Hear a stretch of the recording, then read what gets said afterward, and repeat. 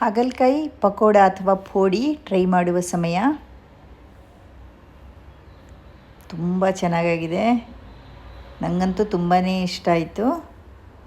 ನಾನು ಕೂಡ ಫಸ್ಟ್ ಟೈಮೇ ಟ್ರೈ ಮಾಡ್ತಾ ಇರೋದು. ಹಾಗಲಕಾಯಿ ಇಷ್ಟ ಇದ್ದವರು ಇದನ್ನು ಖಂಡಿತ ಮನೆಯಲ್ಲಿ ಟ್ರೈ ಮಾಡಿ. ನಮಸ್ಕಾರ, ಮಾಯಾಳ ಅಡಿಗೆ ಮನೆಗೆ ಸ್ವಾಗತ. ಇವತ್ತು ನಾನು ಹೂಕೋಸಿನ ಪೋಡಿ ಹಾಗೂ ಹಾಗಲಕಾಯಿ ಪೋಡಿ ಮಾಡಿ ತೋರಿಸ್ತಾ ಇದ್ದೀನಿ. ಇದು ನೋಡಿ, ಹೂಕೋಸಿನ ಪೋಡಿ ರೆಡಿಯಾಗಿದೆ. ಈಗ ಇದಕ್ಕೆ ನಾನು ಮೇಲ್ಗಡೆಯಿಂದ ಚಾಟ್ ಮಸಾಲ ಉದುರಿಸ್ಕೊಳ್ತಾ ಇದ್ದೀನಿ. ಇಷ್ಟ ಇದ್ದವರು ಈ ಥರ ಹಾಕ್ಕೊಂಡು ತಿನ್ಬೋದು, ಇಲ್ಲಾಂದರೆ ಟೊಮೆಟೊ ಸಾಸ್ ಜೊತೆನೂ ಚೆನ್ನಾಗಾಗುತ್ತೆ.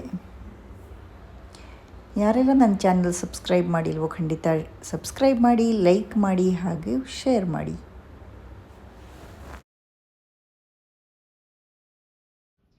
ಹೂಕೋಸನ್ನ ಕ್ಲೀನಾಗಿ ಬಿಡಿಸ್ಬಿಟ್ಟು ಸ್ವಲ್ಪ ಉಪ್ಪು ಹಾಕಿ ಬಿಸಿನೀರಲ್ಲಿ ನೆನೆಸಿಡಬೇಕು. ಹುಳ ಏನಾದರೂ ಇದ್ದರೆ ಸತ್ತೋಗುತ್ತೆ. ಮತ್ತು ಈಗ ಇದನ್ನು ಚೆನ್ನಾಗಿ ಕ್ಲೀನಾಗಿ ತೊಳ್ಕೊಳ್ಬೇಕು. ಈಗ ಪಕೋಡ ಮಾಡೋಕ್ಕೆ ಹಿಟ್ಟು ರೆಡಿ ಮಾಡ್ಕೊಳ್ಳೋಣ. ಒಂದು ಅಂದಾಜಲ್ಲಿ ಮಾಡ್ತಾಯಿದ್ದೀನಿ. ಸಣ್ಣ ಸೌಂಟಲ್ಲಿ 2 ಸೌಂಟು ಕಡಲೆ ಹಿಟ್ಟು, ಸ್ವಲ್ಪ ಖಾರದ ಪುಡಿ ಹಾಕ್ಕೊಳ್ತಾ ಇದ್ದೀನಿ, ಹಾಗೆ ಇಂಗು ಮತ್ತು ಉಪ್ಪು ಹಾಕ್ಕೊಂಡು ಚೆನ್ನಾಗಿ ಮಿಕ್ಸ್ ಮಾಡ್ಕೊಳ್ಬೇಕು. ಹಾಗೆಯೇ ಇದು ಆಪ್ಷನಲ್ಲು, ಓಮದ ಕಾಳು. ಇದನ್ನು ಸ್ವಲ್ಪ ಕೈಯಲ್ಲಿ ಸ್ಮ್ಯಾಶ್ ಈ ಥರ ಮಾಡ್ಕೊಳ್ಬೇಕು. ಅದನ್ನು ಕೂಡ ಹಾಕ್ಕೊಳ್ತಾ ಇದ್ದೀನಿ. ಅದರದ್ದು ಅರೋಮಾ ಅಥವಾ ಅದರ ಪರಿಮಳ ತುಂಬ ಚೆನ್ನಾಗಿ ಬರುತ್ತೆ ನೋಡಿ. ಈ ಥರ ಕೈಯಿಂದ ಮಾಡಿಕೊಂಡ್ರೆ ಸಾಕು.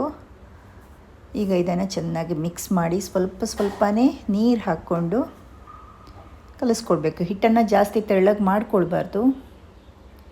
ಹೀಗೆ ಕೈಯಲ್ಲೇ ಚೆನ್ನಾಗಿ ಕಲಿಸಿದರೆ ಚೆನ್ನಾಗಾಗುತ್ತೆ. ಈಗ ಇದಕ್ಕೆ ನಾನು ಸ್ವಲ್ಪ ಅಕ್ಕಿ ಹಿಟ್ಟು ಬೆರೆಸ್ಕೊಳ್ಳೋಕ್ಕೆ ಮರ್ತೋಯ್ತು, ಅದನ್ನು ಕೂಡ ಈಗ ಬೆರೆಸ್ಕೊಳ್ತಾ ಇದ್ದೀನಿ. ಇದು ಕೂಡ ಅಷ್ಟೇ ಆಪ್ಷನಲ್. ನಿಮಗೆ ಸ್ವಲ್ಪ ಗರಿಯಾಗಿ ಪಕೋಡ ಬೇಕು ಅಂದರೆ ಅಕ್ಕಿ ಹಿಟ್ಟನ್ನು ಮಿಕ್ಸ್ ಮಾಡ್ಕೊಳ್ಬೇಕು. ಇಲ್ಲಾಂದರೆ ಕೆಲವರು ಸೋಡಾ ಮಿಕ್ಸ್ ಮಾಡ್ಕೊಳ್ತಾರೆ. ನಾನು ಸೋಡಾ ಯೂಸ್ ಮಾಡಲ್ಲ, ಬರೀ ಅಕ್ಕಿ ಹಿಟ್ಟನ್ನು ಹಾಕ್ಕೊಂಡೆ. ಅಕ್ಕಿ ಹಿಟ್ಟು ಕೂಡ ಮಿಕ್ಸ್ ಮಾಡಿ ಚೆನ್ನಾಗಿ ಮಿಕ್ಸ್ ಮಾಡಿ ಈಗ ನೀರನ್ನೆಲ್ಲ ಚೆನ್ನಾಗಿ ಬಗ್ಗಿಸ್ಕೊಳ್ಬೇಕು. ಈಗ ಹಿಟ್ಟಿಗೆ ಹಾಕಿ ಕಲಸಿ ಒಂದು 5 ನಿಮಿಷ ಇಡಬೇಕು. ಎಣ್ಣೆ ಬಿಸಿಯಾಗಿದೆ. ಈಗ ಕಲಸಿಟ್ಟ ಹೂಕೋಸುಗಳನ್ನು ಎಣ್ಣೆಗೆ ಹಾಕ್ಕೊಳ್ತಾ ಇದ್ದೀನಿ. ಇದನ್ನು ಗರಿಯಾಗೋವರೆಗೂ ಎಣ್ಣೆಯಲ್ಲಿ ಎರಡೂ ಕಡೆ ತಿರುಗಿಸಿ ಕರಿಬೇಕು.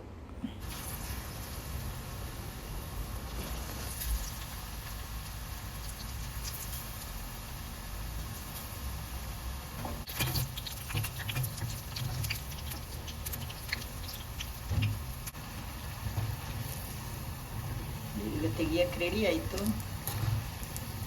ತೆಗಿತಾ ಇದ್ದೀನಿ.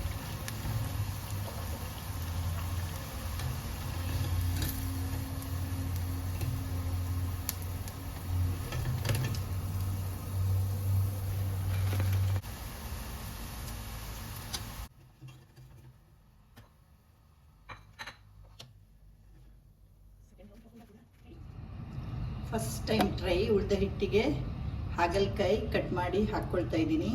ಬರೀ 4 ಕಟ್ ಮಾಡಿ ಇಟ್ಕೊಂಡಿದ್ದೀನಿ, ಹೇಗಾಗತ್ತೆ ಗೊತ್ತಿಲ್ಲ. ನಾನು ಫಸ್ಟ್ ಟೈಮ್ ಮಾಡ್ತಾ ಇದ್ದೀನಿ, ನೋಡೋಣ.